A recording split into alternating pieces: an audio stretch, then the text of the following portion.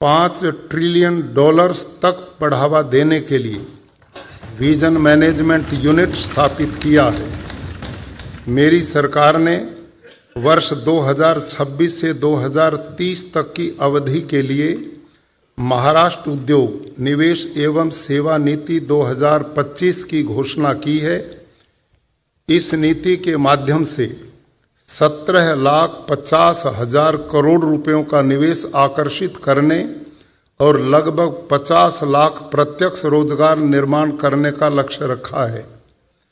इस प्रकार राज्य में विभिन्न उद्योगों को बढ़ावा देने और रोजगार निर्माण के लिए बांस उद्योग नीति 2025, रत्न और आभूषण नीति 2025, animation, visual effects, gaming, comics और एक्सटेंडेड रियलिटी नीति 2025 और वैश्विक सामर्थ्यता केंद्र नीति 2025 की घोषणा की है। मेरी सरकार गढ़चिरौली जिले को स्टील हब और पूर्वी विदर्भ को स्टील कॉरिडोर के रूप में विकसित कर रही है। महाराष्ट्र औद्योगिक विकास निगम के माध्यम से भूखंडों का पारदर्शी आवंटन करने के लिए MIDC industrial land application and allotment portal नामक एक नीतिगत उपक्रम शुरू किया गया है। मेरी सरकार ने महाराष्ट्र को उद्यमिता और नव परिवर्तन का वैश्विक केंद्र बनाने के लिए महाराष्ट्र स्टार्टअप उद्यमिता एवं नव परिवर्तन नीति 2025 लागू की है। इस नीति का लक्ष्य आगामी 5 वर्षों में 1,25,000 उद्यमियों को प्रोत्साहित करना तथा 50,000 स्टार्टअप्स को सहायता करना है। जनवरी 2026 में नीति आयोग द्वारा जारी निर्यात तत्परता सूचकांक 2024 में महाराष्ट्र राज्य ने प्रथम स्थान प्राप्त किया है। मेरी सरकार ने महाइन्वेट मूलभूत निवेश न्यास स्थापित करने का निर्णय लिया है।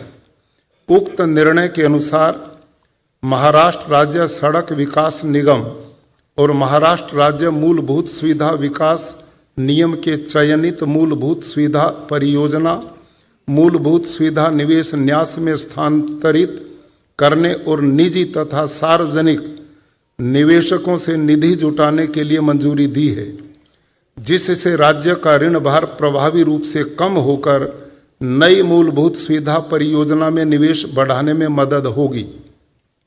मेरी सरकार ने वर्ष 2025-26 में राज्य के आर्थिक और औद्योगिक विकास की गति बढ़ाने के लिए 4,478 करोड़ रुपयों के लागत की कुल 1100 किलोमीटर लंबाई की 147 प्रमुख सड़क योजना सुधार योजनाओं को मंजूरी दी है। औद्योगिक विकास को बढ़ावा देने के लिए समृद्धि महामार्ग का विस्तार पालघर जिले के प्रस्तावित वाढ़वन बंदर तक, साथ ही पूर्वी विदर्भ के जिलों तक बढ़ाने के लिए मंजूरी दी है। मेरी सरकार ने बंदरों, जहाज निर्माण और जल मार्ग मंत्रालय, भारत सरकार द्वारा मुंबई में अक्टूबर 2025 में आयोजित किए गए इंडिया मैरीटाइम वीक 2025 के दौरान लगभग 56,000 करोड़ रुपयों के समझौते करार किए हैं। इससे बंदरगाह विकास और जहाज निर्माण क्षेत्र में निवेश और रोजगार निर्माण को बढ़ावा मिलेगा और भारत की समुद्री क्षेत्र की वृद्धि में महाराष्ट्र की अग्रणी भूमिका और अधिक दृढ़ होगी। महाराष्ट्र जहाज निर्माण, जहाज मरम्मत और जहाज पुनर्उपयोग नीति 2025 की घोषणा की है।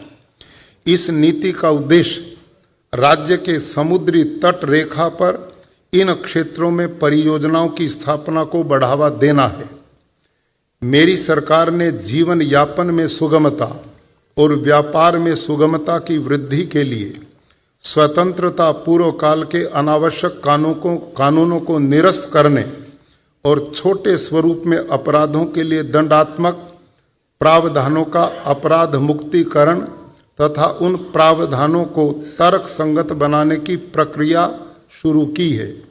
यह उपक्रम नागरिकों और व्यवसायों पर अनुपालन बोझ को कम करने के भारत सरकार के सुधारों के अनुरूप है।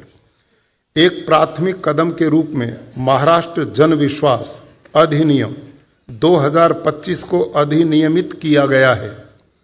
मेरी सरकार ने महाराष्ट्र धारित भूमि के विखंडन की रोकथाम और समेकन अधिनियम में संशोधन किया है। इस अधिनियम के उपबंधों से असंगत 15 नवंबर 1965 से 15 अक्टूबर 2024 के बीच किए गए वास्तविक गैर कृषि प्रयोजनों के लिए उपयोग में लाई गई भूमि का हस्तांतरण तथा विभाजन किसी भी अधिमूल्य की वसूली के बिना नियमित होगा। इससे बड़े पैमाने में शहरी क्षेत्रों के भूमि मालिकों को लाभ मिलेगा और वहां भूमि स्वामित्व संबंधी समस्याओं को सुलझाया जाएगा। सरकार ने कर्मचारियों की नियुक्ति से सेवानिवृत्ति तक संपूर्ण सेवा संबंधी जानकारी को संगणीकृत करने के लिए विभिन्न मानव संसाधन शोध कार्य